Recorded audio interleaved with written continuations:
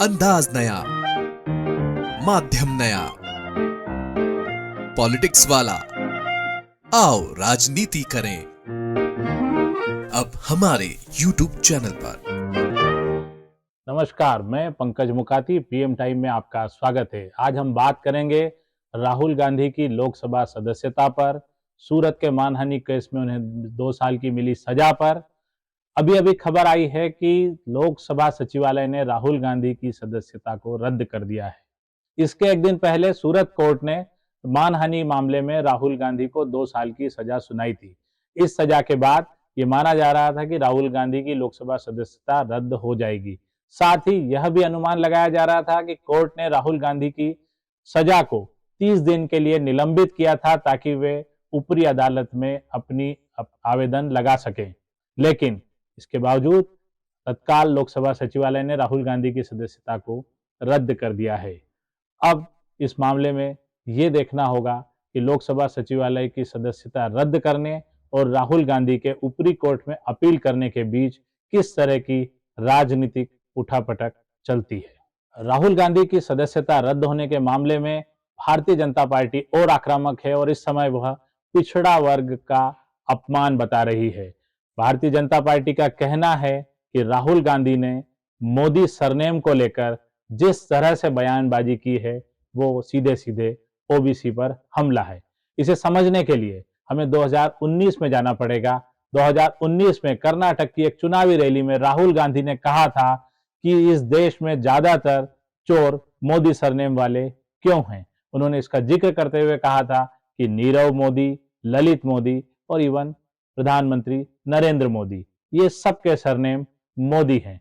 इसी मोदी सरनेम के बाद राहुल गांधी के खिलाफ सूरत की कोर्ट में एक मानहानि का केस दर्ज किया गया और उसी का फैसला 2 दिन पहले आया है। जहां एक तरफ भारतीय जनता पार्टी इसे ओबीसी पर राहुल गांधी की टिप्पणी बताने पर लगी हुई है, वो इसे एक राजनीतिक रंग देकर ओबीसी के खिलाफ कांग्रेस की टिप्पणी बताना चाह रही है। दूसरी तरफ कांग्रेस का कहना है कि ललित मोदी और नीरव मोदी कब से ओबीसी में आने लगे। ये मामला अदालत और लोकसभा सचिवालय का है, लेकिन एक सवाल बार बार उठता है कि राहुल गांधी इस तरह के बयान क्यों देते हैं। उनके चुनाव प्रबंधक और पार्टी के बड़े नेता आखिर राहुल गांधी को किस तरह से इन सब के लिए तैयार करते हैं। कुछ दिन पहले ही राहुल गांधी ने चौकीदार चोर है पर माफी मांगी। इसके बाद वे लंदन में भारत विरोधी बयानों के लिए चर्चा में हैं। उनका मामला अभी निपटा नहीं है। तीसरा मामला ये मानहानि केस का है।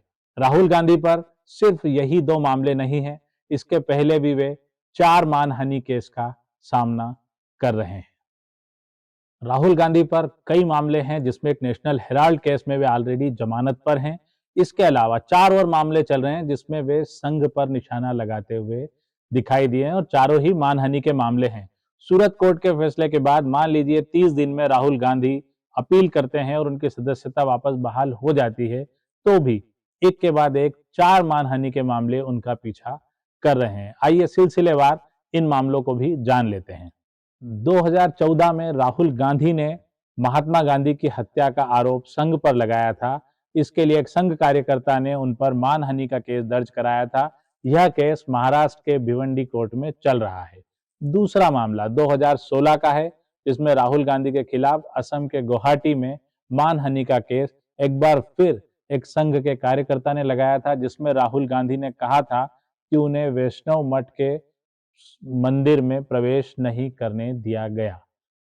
तीसरा मामला 2018 का है, जिसमें राहुल गांधी के खिलाफ झारखंड की राजधानी रांची में एक इसी तरह का केस दर्ज है। यह भी मानहानि का केस है। इसमें राहुल गांधी के उस बयान पर आपत्ति जताई गई थी जिसमें उन्होंने मोदी को चोर कहा था। यानी एक बार फिर इसी तरह का मामला है जिसमें मोदी को चोर कहा था। सूरत की अदालत ने इसका फैसला दिया। इसके बाद रांची में भी एक मोदी चोर है वाला मामला चल रहा है। 2018 में ही राहुल गांधी पर महाराष्ट्र में एक और मानहानि का केस दर्ज हुआ है। ये मामला शिवंडी कोर्ट में चल रहा है। ये भी मानहानि का मामला है। इसमें राहुल गांधी ने गौरी लंकेश की हत्या के लिए बीजेपी और संघ की विचारधारा को जिम्मेदार बताया था। मामला राहुल गांधी के मानहानि केस से जुड़ा है, नेशनल हेराल्ड में जमानत पर हैं और सूरत वाले मामले में उन्हें सजा हो चुकी है। अब कांग्रेस इसे राजनीतिक द्वेष से प्रेरित घटनाक्रम बताती है, लेकिन राहुल गांधी के प्रबंधकों को भी ये सोचना होगा कि बार बार राहुल गांधी पर इस तरह के केस क्यों लगते हैं, और जब ये मामले अदालत तक जाते हैं तो उनके वकील, जो कि उनकी पार्टी के ही बड़े नेता हैं कपिल सिब्बल, वो जब उनकी पैरवी करते हैं तो वे राहुल गांधी के पक्ष में कोई बयान क्यों नहीं जुटा पाते हैं। क्या कांग्रेस प्रबंधन राहुल गांधी को लेकर पूरी तरह से फेल हो गया है? क्या कांग्रेस प्रबंधन राहुल गांधी को बचाने की कोई कोशिश नहीं करता है? क्या राहुल गांधी कांग्रेस के इस इतने बड़े नेटवर्क में अकेले हैं? क्या कांग्रेसी खुद चाहते हैं कि राहुल गांधी इस तरह के मामले में उलझे रहें, या कांग्रेस को लगता है कि राहुल गांधी अपनी मर्जी से जो कुछ कर रहे हैं वे करते रहें, आखिर कांग्रेस उन्हें कब तक बचाएगी? आज हमने बात की राहुल गांधी के बयानों की और मानहानि के अलग अलग मामलों की। कल हम आपको बताएंगे कि क्यों नहीं ऐसे नेताओं पर भी इस तरह के केस दर्ज किए जाएं जिसमें वे प्रतिदिन जनता के मान की हानि करते हैं, एक से एक घोषणाएं करते हैं और उन घोषणाओं पर किसी तरह का अमल नहीं करते हैं। क्या घोषणाओं पर अमल न करने के कारण इन नेताओं पर जनता की मानहानि, मतदाताओं के भरोसे के तोड़ने का मामला नहीं बन सकता, या वे बाद में इसे जुमला कहकर बाहर हो जाएंगे? आज के पीएम टाइम में इतना ही। कल हम फिर एक नए विषय के साथ आपसे रूबरू होंगे। इस चैनल को लाइक और सब्सक्राइब करना न भूलें। आपके लाइक और सब्सक्राइब से हमें और कुछ नया करने का हौसला मिलता है।